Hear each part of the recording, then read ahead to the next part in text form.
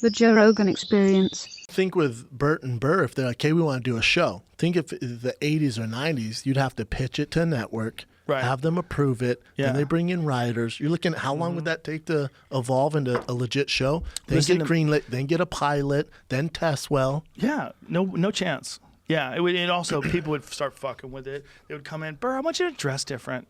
I want you to dress. That happened- Something about. I want you to. I want like Sinatra. I see you. People taking you more seriously if you're wearing a You're suit. cussing too much, Burr. Can you tone it down? You seem aggressive.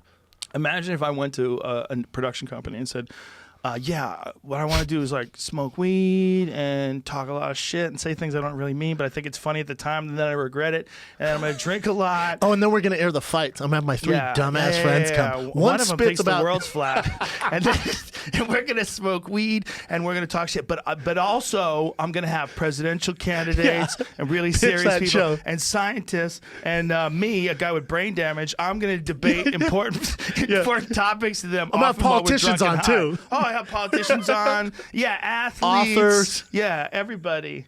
They would go get the fuck outta get the here. fuck out of this office, Well, idiot. when Brian and I were at Fox, they wanted to make it a TV show, like a legit TV show. I remember that mess. Oh, dude. I remember when they were telling you to not curse. Yes. And I was like, get out now. I remember yelling at you. They're like vampires. They're trying to bite you. They're trying to turn you. Remember me and Brian in that meeting? cuss. And I was like, this is what? But meanwhile, they liked you because of who you were before they came along. And before they came along, you were cussing. And then they wanted to do a sport. They didn't know what to do with us. They wanted to do a sports show with us. Then they brought me in and go, they go, so we know it's the Finding Kid. What if we replace Brian Callen with Michael Rappaport? No. Yep. They want to get rid of Brian. Wow. I went, is it because he's old? Is it because of his Is haircut? it because he's old and he just talks shit, or what is it? Is it the way he dresses? Because I can fix that. That's crazy. What a bunch of dummies. Oh, They're I was like, like, this is great. Let's fuck it up. And this thing that I really like, let's ruin it. But then they're like, wait, they're making how much money? And we signed, no. So they went, hey, next year, the deal's up in December. We need half.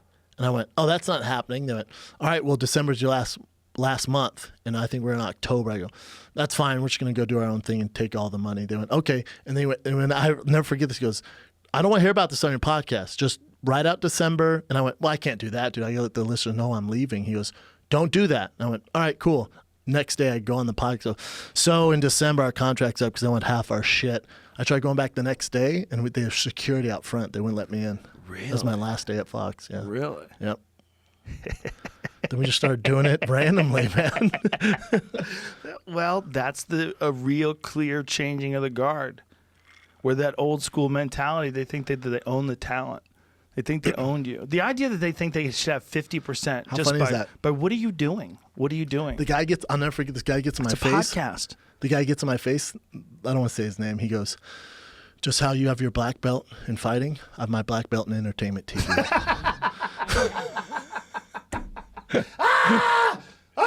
Isn't that great? Oh my God! I would fall on the ground and start curling up in a fetal position, laughing. I was If like, someone said that to me. I was like, I have no idea what you're referring to. What does I'm that gonna leave mean? now. You know how to rob people out of the percentage that they really deserve? Like, Well, what are you bringing to the Well, that's table? why I said. You're putting That's it why I on told the him. internet That's why I now. told him. I went, if you can show me why you guys do 50%, I'll give you 50. Go. He goes, well, it's our studio.